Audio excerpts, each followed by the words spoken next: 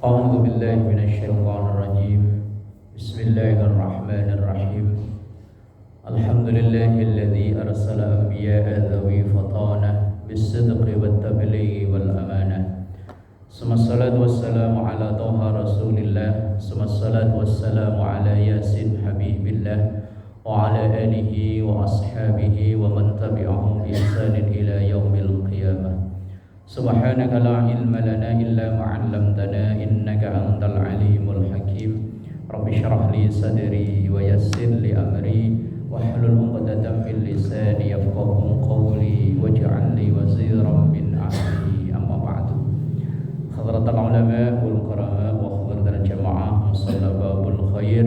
Semoga kita semua selalu diberkahi, diridhoi dan dikaruniai sehat, afiat, panjang umur dalam taat ibadah kepada Allah Subhanahu wa taala. Liridhaillah wa li syafaati Rasulillah wa ila hadratin Nabiyil Mustafa Muhammadin sallallahu alaihi wasallam wa ala alihi wa ashabihi wa azwajihi wa dhurriyyatihi wa ahli baitihil karam wa jami'i ummatihi minal muslimina wal muslimat wal mu'minina wal mu'minat ayyama kanu khususan wa li hadzal kitab al-imam Abi Zakaria Yahya bin Syaraf An-Nawawi Ad-Dimashqi syaulillahi lahum al-Fatiha. A'udzu billahi minasy syaithanir rajim. Bismillahir rahmanir rahim. Alhamdulillahi rabbil alamin arrahmanir rahim maliki yaumiddin. Iyyaka na'budu wa iyyaka nasta'in ihdinas siratal mustaqim siratal ladzina an'amta 'alaihim ghairil maghdubi 'alaihim waladdallin. Amin. Bismillahirrahmanirrahim. Melanjutkan ngaji kita dari kitab Riyadhus Shalihin. Kita sampai di hadis 414, masih dalam bab rojak, harapan. Enggak boleh berputus asa. Hadis yang nomor 414, An Jabir radhiyallahu anhu qala. Dari sahabat Jabir radhiyallahu anhu qala, semoga Allah meridhai dari sahabat Jabir ini. Ja'a a'rabiyyun ila Nabi sallallahu alaihi wasallam. Telah datang A'rabi. A'rabi itu orang Arab perkampungan, orang Arab pelosok. Kalau di kita ya mungkin Badui. Orang yang tinggal di pelosok perkampungan jauh dari hiruk pikuk perkotaan. Datang kepada Rasulullah sallallahu alaihi wasallam faqala, kemudian orang A'rabi itu tadi bertanya, "Ya Rasulullah, mal mujibatani?" Ya Rasulullah, mal mujibatani, apakah sesuatu yang pasti terjadi, yang pasti diijabah oleh Allah? Qala, Rasulullah menjawab, "Man mata la yusyriku billahi syai'an dakhalal jannah wa man mata yusyriku bihi syai'an dakhalan nara." Rawahu Muslim. Man, siapapun mata yang mati. Cuman mati kalau di kita untuk orang kurang sopan ya. Meninggal katanya yang sopan ya. Yang mati untuk binatang. Tapi kalau dalam bahasa Arab manusia yo mati. Man mata, seseorang yang meninggal la yusyriku billah, yang tidak menyekutukan Allah, sampai meninggalnya orang tersebut tidak musyrik, syai'an sama sekali, dakhalal jannah, maka orang ini pasti dijamin masuk surga. Ini seperti bahasan kita pada pertemuan yang lalu.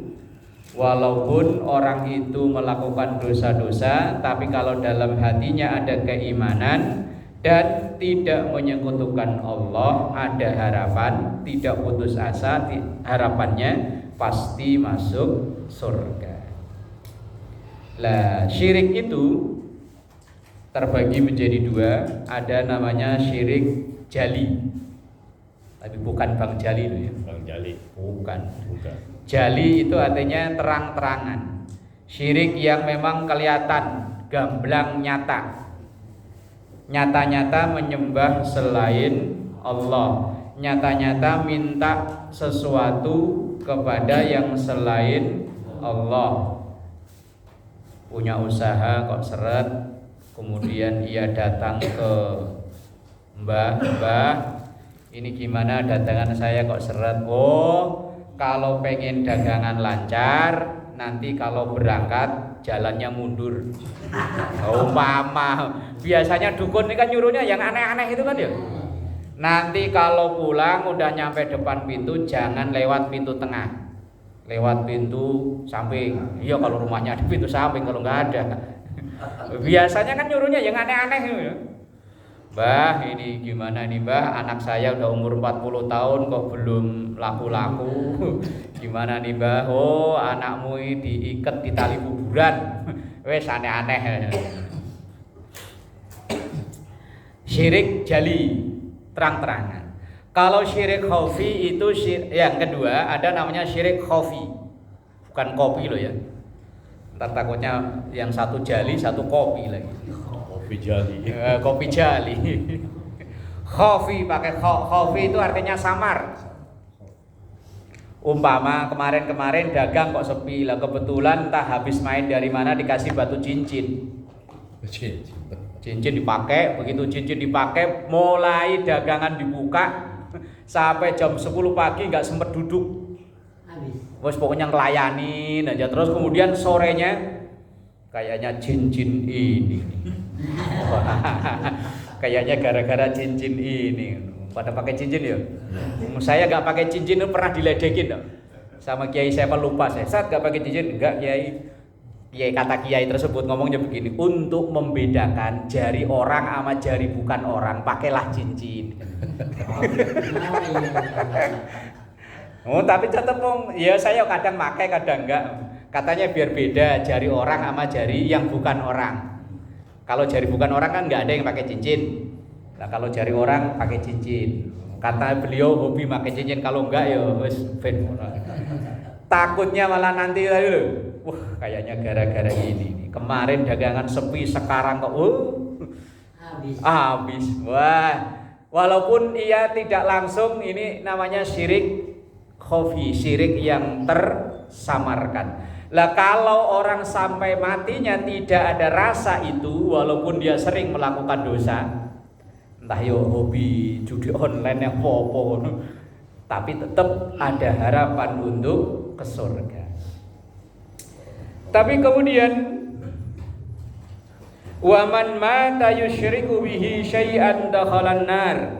Siapa yang sampai matinya saat meninggalnya ia menyekutukan Allah alias su'ul khotimah, maka orang ini dakhalan nar, akan masuk ke dalam nerakanya Allah. Umpama orang itu dulunya ya rajin ibadah, tekun ngajinya tekun.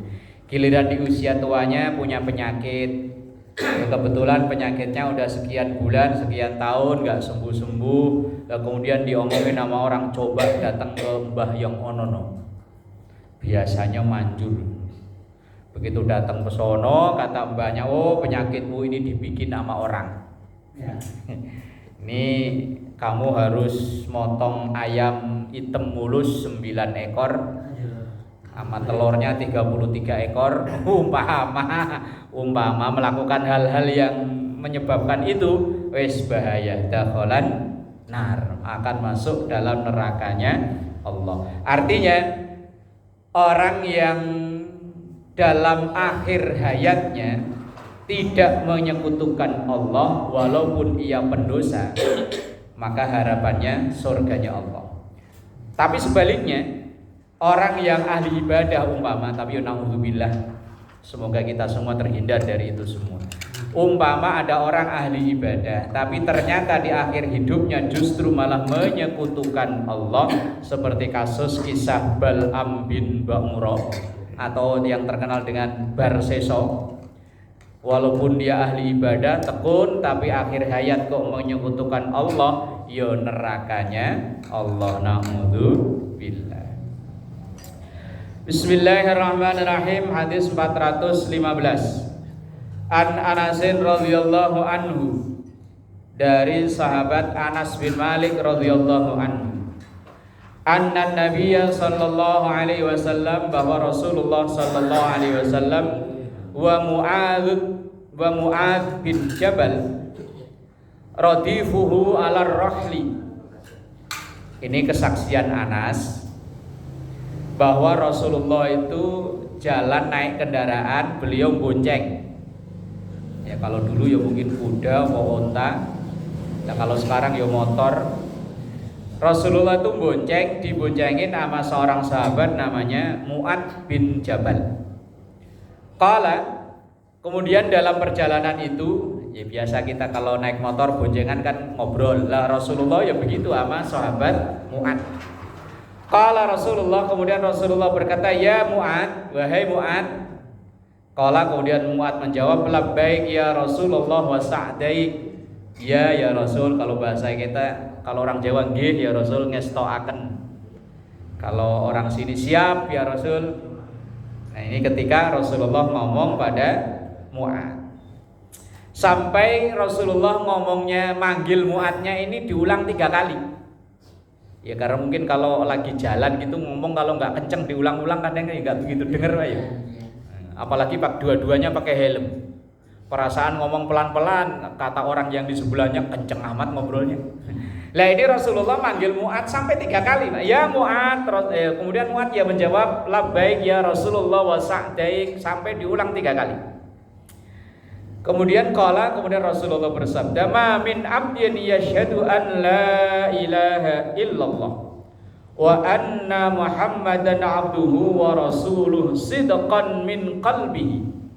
Mu'adz, ini kata Rasulullah nasihatin Mu'adz, siapapun orang yang yakin bahwa tidak ada Tuhan selain Allah, terus pokoknya yakin dengan seyakin-yakinnya, enggak goyah-goyah. Ini saya beberapa hari yang lalu ada dikirimi YouTube, tontonan YouTube. Seorang anak perempuan udah umur sekitar 20-an lah lebih, hafal Quran. Tapi karena Qurannya hafal Pak, tapi keyakinan dalam dirinya bahwa Allah yang Maha Penciptakan itu ngambang, akhirnya malah keluar dari Islam. Tapi dia tidak masuk ke agama apapun, alias jadi ateis, nggak percaya adanya Tuhan. Dia menyaksikan, ngomong sendiri di YouTube bahwa ia menyatakan bahwa alam ini ada dengan sendirinya. Padahal dia santri penghafal Quran. Belum lama dia diwisuda hafal Quran, setelah sekian tahun kumpul dengan orang-orang yang berpaham ateis. Ateis itu artinya orang yang nggak percaya adanya Tuhan. Bahwa kalau memang Tuhan itu ada, di mana Tuhan? Sekarang lagi ngapain? Lagi rebahan atau lagi ngopi? Pikirannya yang aneh-aneh. Akhirnya anak perempuan tadi terbawa. Kemudian ya wis, walaupun dia penghafal Quran, naudzubillah, penghafal Quran, tapi kok keyakinannya, imannya, akidahnya lemah, bahaya Pak. Tadi di hadis sebelumnya, walaupun orang itu ahli maksiat, tapi kalau keimanannya mantap sampai akhir hayatnya, la ilaha illallah Muhammadur Rasulullah, surga jaminannya. Walaupun penghafal Quran, tapi kalau modelnya kayak begini kan, naudzubillah.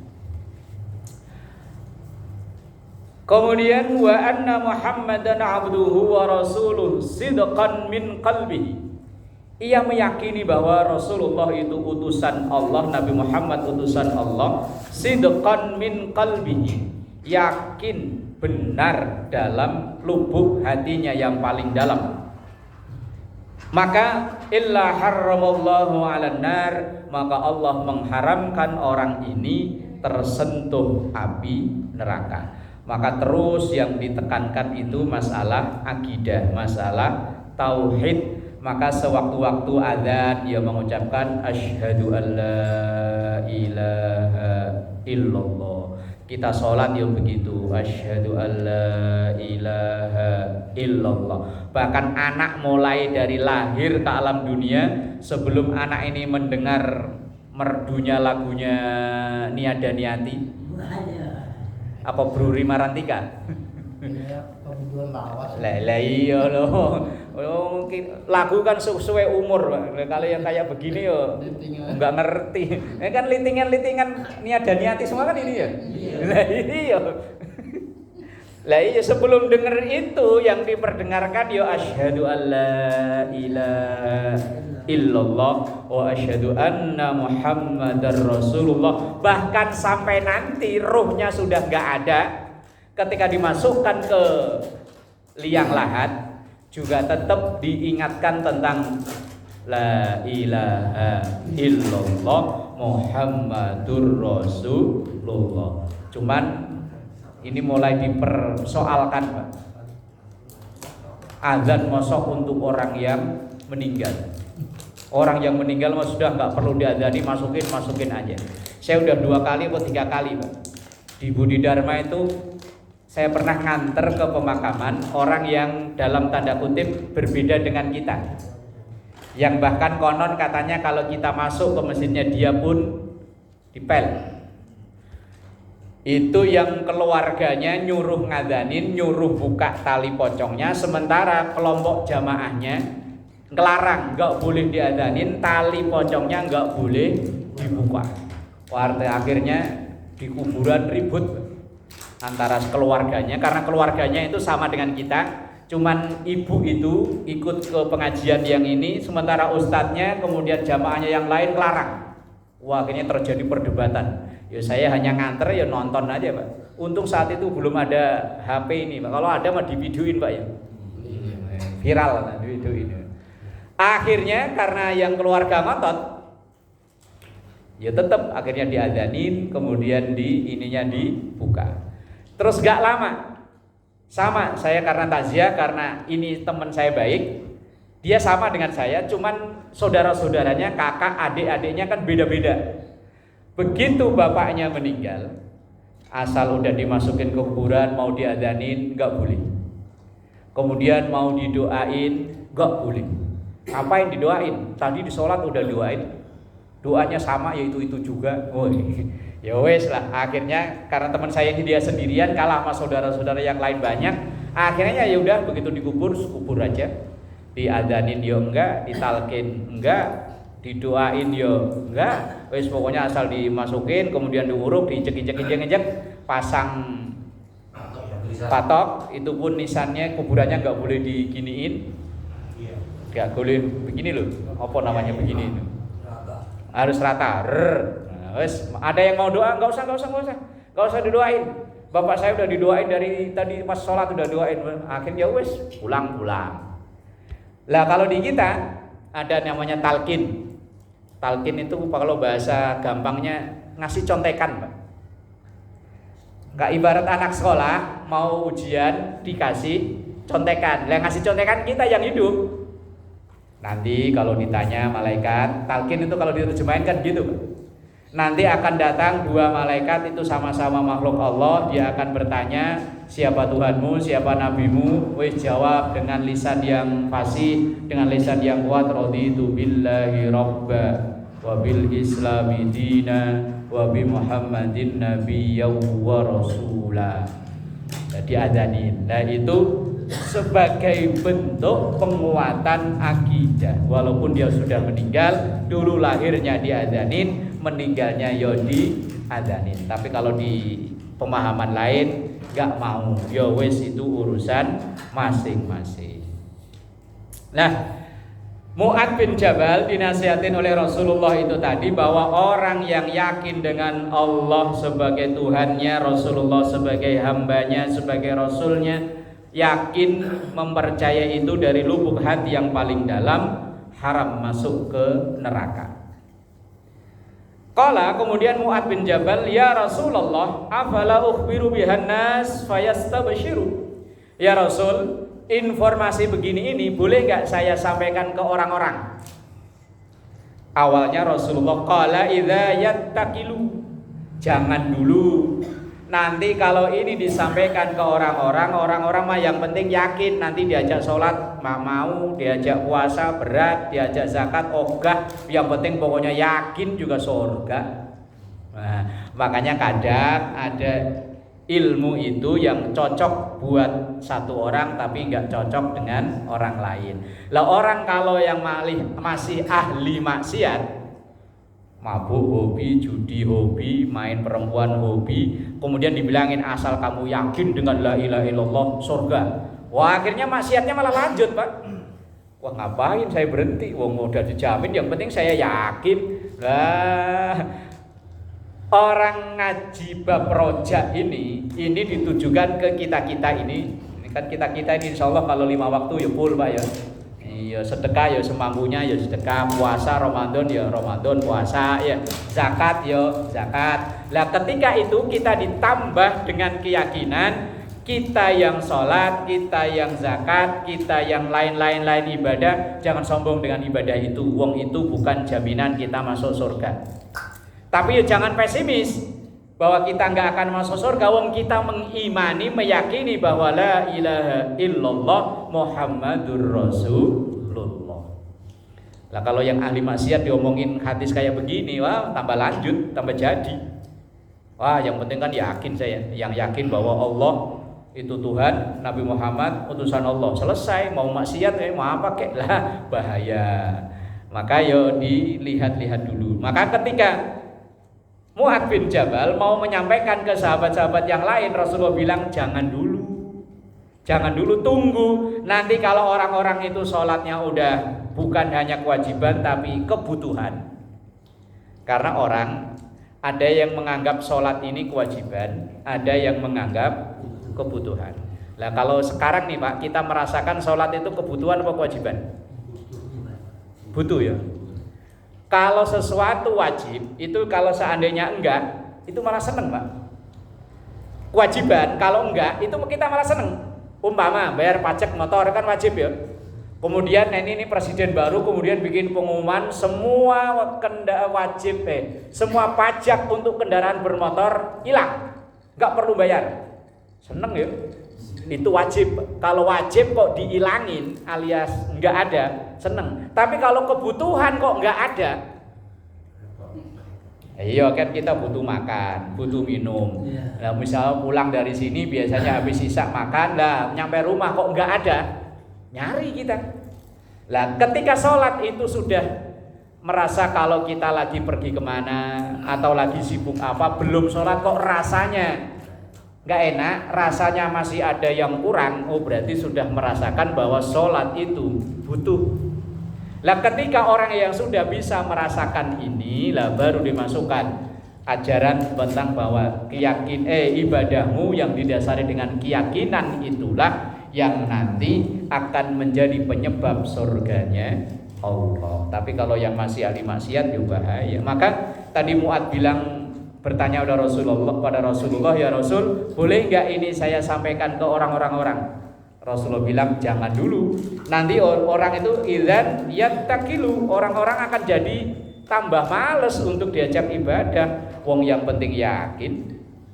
Kemudian seiring berjalannya waktu, fa akhbara biha Mu'adzun inda mautihi ta'assuman. Kemudian setelah berjalannya waktu, ketika akhir hayatnya si Mu'adz ini, sahabat Mu'adz ini, kemudian Mu'adz menyampaikan hadis ini ke para sahabat. Karena melihat para sahabat udah ibadahnya sudah bagus, baru hadis ini disampaikan ke sahabat yang lain. Dan Mu'adz itu ta'assuman, takut kena dosa karena menyembunyikan ilmu. Nah ini kan termasuk bagian dari ilmu. Bismillahirrahmanirrahim. Wa Nabi Hurairah au Abi Sa'id Al-Khudri radhiyallahu anhuma. Hadis nomor 416. Dari Abu Hurairah atau dari Abu Sa'id Al-Khudri. Ini perawi hadis ragu. Apakah sumber hadis ini dari Abu Hurairah atau dari Abu Sa'id Al-Khudri radhiyallahu anhuma? Semoga Allah meridhoi keduanya. Syakka ar-rawi, perawi hadis ini ragu. Wala yadurru asyakku fi aini sahabi li'annahum kulluhum udulun.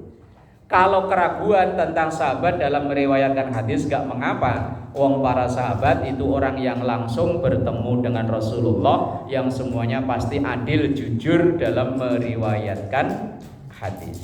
Qala lamma kana yaumu ghazwati Tabuk, ketika terjadi atau di hari ketika terjadi perang Tabuk. Ada perang yang terjadi pada zaman Rasul Shallallahu Alaihi Wasallam, namanya perang Tabuk, yaitu perang antara umat Islam melawan tentara Romawi. Perang ini perang yang terakhir yang diikuti oleh Rasulullah Shallallahu Alaihi Wasallam, terjadi pada tahun 9 Hijriah. Sementara Rasulullah wafat itu di tahun ke-10 atau tahun ke-11 Hijriah. Lah, kemudian perang ini terjadi pada bulan Rajab tahun 630 Masehi. Sementara kemudian Rasulullah wafat itu 632. Dan perang ini cukup lama, Pak. Terjadi kurang lebih hampir 50 hari. Kayak apa ya, Pak? 50 hari berada di medan perang. Sore tidur, malam tidur, pagi perang lagi. Nah, kalau kita kan perangnya yang ngelawan malas, ngelawan kerjaan, melawan kemalasan kita. Lah, ini perang lawan tentara Romawi, tentara yang terkenal terlatih dengan persenjataan lengkap. Perang ini disebut dengan juga Jaisul Usrah, perang yang sangat sulit karena terjadi peristiwa kehabisan bekal. Lah, yang diceritakan dalam hadis ini, ketika terjadi perang ini, tentara umat Islam ini kehabisan bekal. Asaban nas majja'atan. Tentara Islam terjadi atau mengalami kelaparan karena kehabisan bekal perang. Faqalu ya Rasulullah, maka para sahabat atau para tentara Islam ini mengadu pada Rasulullah. Ya Rasulullah, lau adzinta lana fanaharna nawadihana fa'akalna wa addahanna. Ngadunya begini, ya Rasul, kita ini udah kehabisan perbekalan. Kalau engkau izinkan, maka kami akan motong kendaraan ini. Maksudnya itu ya kendaraan perang, entah untanya atau mungkin yang lainnya. Fa'akalna, untuk kami makan, wa addahanna, dan juga untuk kami ambil minyaknya. Faqala Rasulullah sallallahu alaihi wasallam, maka Rasulullah menjawab, if'alu. Ya udah, untuk daripada nanti mati kelaparan, ya udah silahkan. Unta atau kendaraan perang kita dipotong, kemudian dagingnya dimakan, minyaknya dijadikan untuk ya lampu penerang dan lain-lain.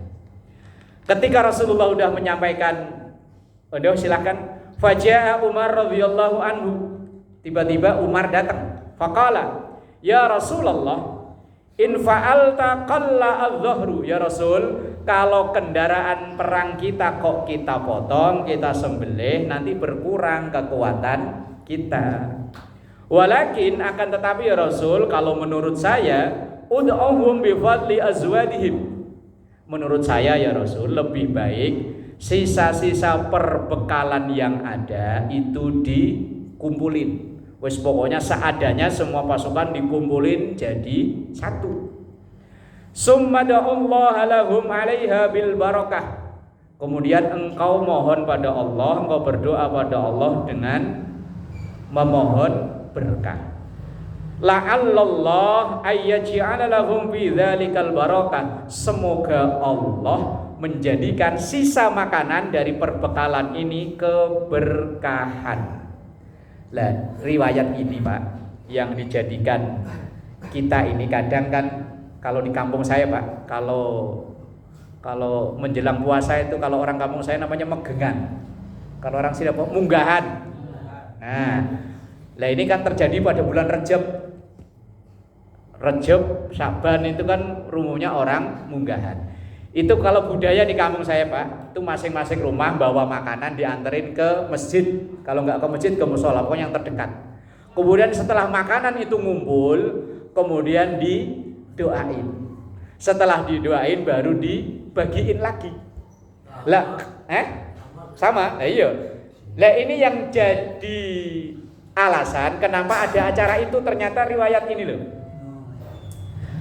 Lah kalau akal-akalan kita lah, ngapain dibawa ke musola kemudian kan mendingan langsung dimakan di rumah aja. Nanti ujung-ujungnya juga makan-makan juga kan, kenapa harus dibawa ke musola dulu? Nah, ini Umar bin Khattab ngusulin, ya Rasul, sisa-sisa perang perbekalan yang ada kumpulin, kemudian engkau mohon pada Allah supaya sisa makanan itu menjadi berkah. Nah, kemudian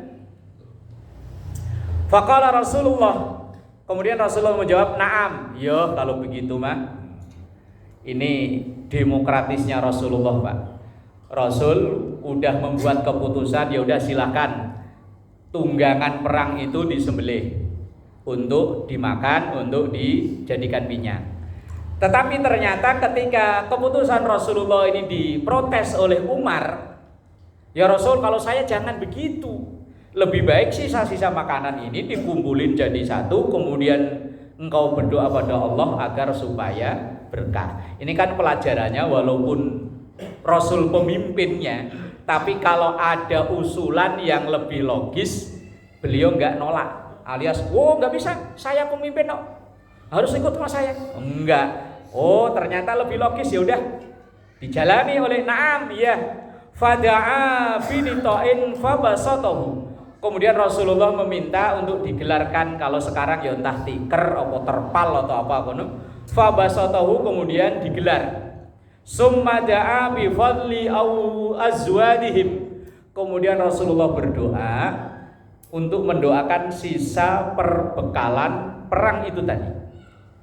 Qala faja'ala ar-rajulu yaji'u bi kaffi dzurratin wa yaji'ul akhar bi kaffi tamrin wa yaji'ul akhar bi kisratin. Kemudian dari pasukan perang ini pokoknya sisa makanan yang ada, sisa perbekalan dikumpulin jadi satu. Ya mungkin kalau kita yang ada yang bawa bakwan. Ya kalau orang sini kan gitu ya. Ada yang bakwan, ada yang bawa buras, ada yang bawa gorengan, ada yang bawa macam-macam lah jadi satu. Lah kalau zaman dulu ya belum ada, Pak. Ya paling yang kurma, anggur, pokoknya itulah. Kumpulin jadi satu. Hatta ijtama'a 'alan nidha'i min dzalika syai'un yasirun, sehingga berkumpul di tikar itu tadi makanan walaupun enggak begitu banyak. Padahal jumlah pasukan saat itu kurang lebih 3.000 orang pasukan umat Islam. Fada'a Rasulullah sallallahu alaihi wasallam bil barakah. Kemudian Rasulullah mendoakan makanan yang ada ini supaya berkah. Maka doa makan kita, Allahumma barik lana fima razaqtana wa qina adzab. Ya Allah, semoga engkau beri keberkahan pada makanan ini. Dan satu-satunya, ya bukan satu-satunya, di antara doa yang paling manjur doa makan, Pak. Begitu doa langsung makan, berarti doa yang paling manjur. Kalau doa minta hujan belum tentu hujan. Doa minta kaya belum tentu kaya. Doa supaya pilihan gubernurnya kepilih, yo enggak kepilih. Tapi kalau doa makan, insya Allah, Pak. Allahumma barik lana fima razaqtana wa qina adzab. Benar, saya mau makan masih megangin mic enggak enak. Lah iya doa paling manjur ya, Pak. Doa makan. Ternyata doa yang dimohonkan oleh Rasulullah adalah bil barakah, dengan berkah. Summa qala khudhu min awiyatikum fa akhudhu fi awiyatihim hatta ma taraku fil ashar wi'aun illa mala'uhu. Kemudian setelah didoain, cuman di sini tidak dicantumkan teks doanya, Pak. Yang penting cuma doanya pokoknya minta berkah. Ya Allah barik lana atau Allah apalah, pokoknya yang intinya pokoknya berkah. Kemudian setelah didoain itu Rasulullah, khudhu, ambillah fi awiyatikum, isi tempat makan kalian. Ada yang bawa Tupperware gitu kali ya. Iya, kalau zaman sekarang ada yang bawa rantang, ada yang bawa besek, macam-macam. Dari makanan itu diambilin untuk ngisi tempat semua perbekalan. hatta ma taraku fil ashar wi'aun illa mala'uhu, sehingga semua tentara yang kurang lebih berjumlah 3.000 pasukan itu, ini namanya ke tempat makanannya semua keisi.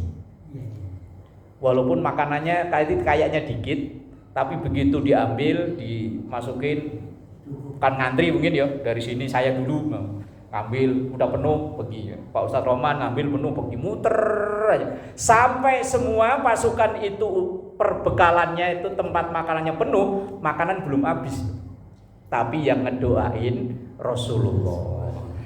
Iyalah kalau yang doain saya yo,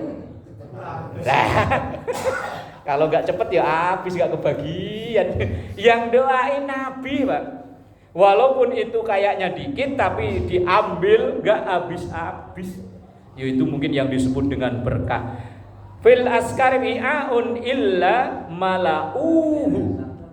Maka semuanya tetap wa akalu hatta syabi'u wa fadala fadlatan. Bukan hanya dibekel buat nanti kembali ke tenda masing-masing, Pak. Pokoknya yang ngambil makan sekenyangnya. Tapi wa fadala fadlahu. Tetapi di situ masih ada, bahkan lebih. Faqala Rasulullah sallallahu alaihi wasallam, asyhadu an la ilaha illallah wa anni rasulullah la yalqallahu bima abdun ghairu syakkin fayuhjaba anil jannah. Maka kalau begitu wahai sahabat yang melihat kejadian ini, saksikan bahwa ini maha kuasanya Allah. Berarti Rasulullah walaupun begitu ya enggak nyombong nih saya nih, enggak. Ini semua adalah maha kuasanya Allah. Ini kisah seperti ini juga pernah terjadi pada saat perang Khandaq. Khandaq itu parit, gali kali, atau sebutan lain perang Ahzab. Pada saat mau perang ini, itu kan Salman Al-Farisi ngusulin supaya Madinah itu dikelilingi gali parit. Kalau kayak di sini PKT gitu loh, Pak. Supaya ini pasukan lawan gak bisa masuk ke kota Madinah. Lah kemudian disetujui oleh Rasulullah, akhirnya ya wis gali parit itu.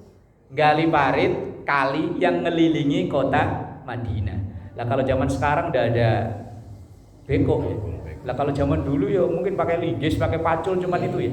Lah ketika kerja bakti bikin parit ini, ada seorang sahabat yang ingin jamu, ingin memberi makan ke sahabat-sahabat ini.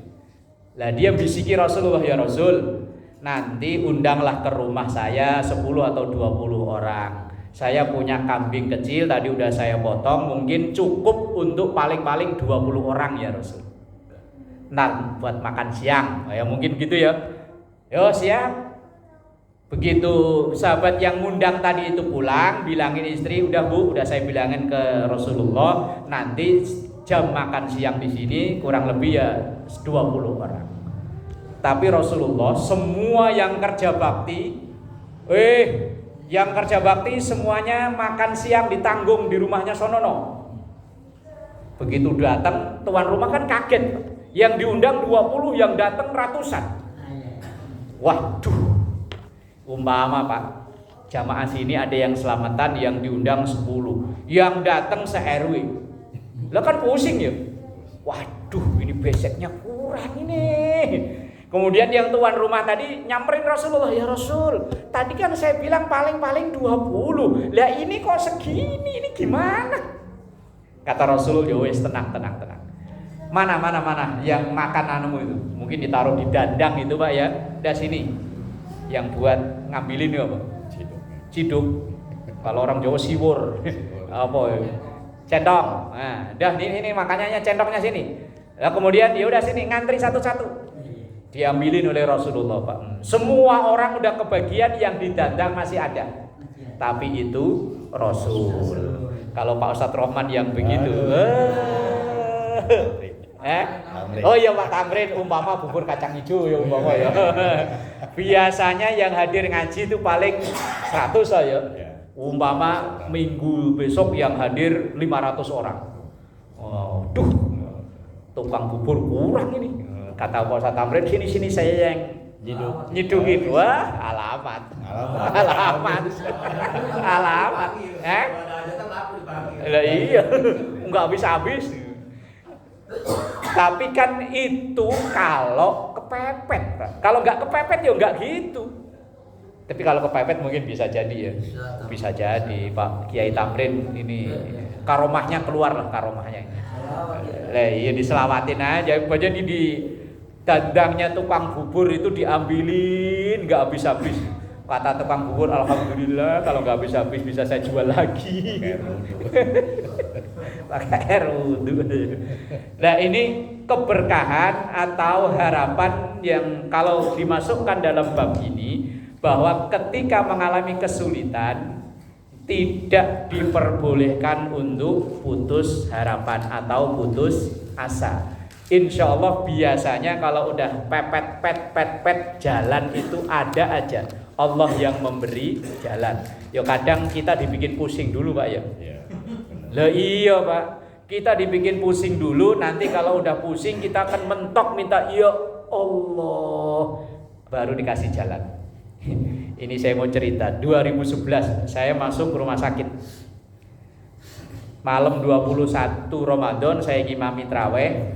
Pas orang-orang pada doa kamilin itu saya duduk nyender kayak Pak Ustadz begini, tahu-tahu tuh kayak peluang pusing, nggak inget. Pokoknya begitu melek biar begini di IGD BPP. Dirawat kurang lebih seminggu. Kemudian pas dulu kan belum ada BPJS, masih bayar sendiri Pak.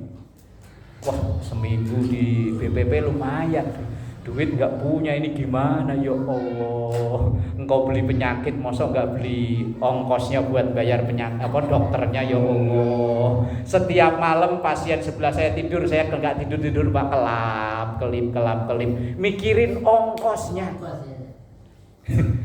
Tahun 2011 kelip. Akhirnya ya ikhtiarnya istri nyari pinjaman ke sono kemari.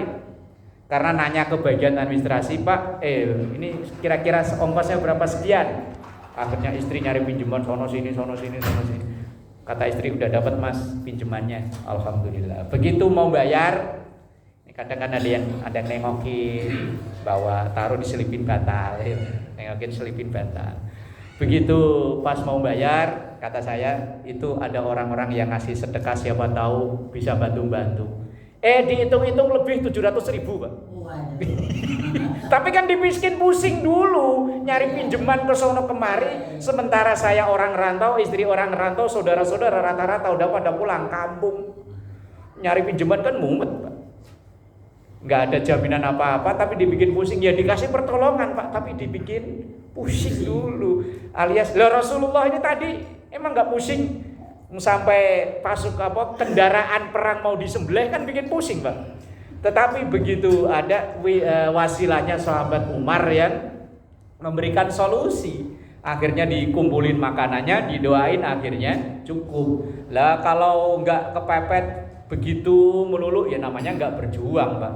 Nabi Musa tongkatnya bisa belah laut, itu ketika kepepet dikejar belakang tentara Firaun, kalau mundur mati, depan laut nyebur ya mati.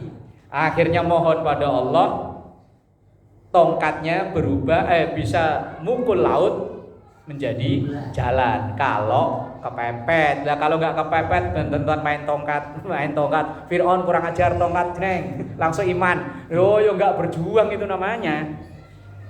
Lah berjuang itu ya memang pontang-panting dulu. Lah kayak film-film pendekar itu. Pontang-panting dulu, udah mau selesai menang. Langsung ada tulisan the end. Selesai. Kalau ngaji yo wallahu a'lam bissawab. Al-Fatihah. A'udzubillahi minasyaitonir rajim. Bismillahirrahmanirrahim.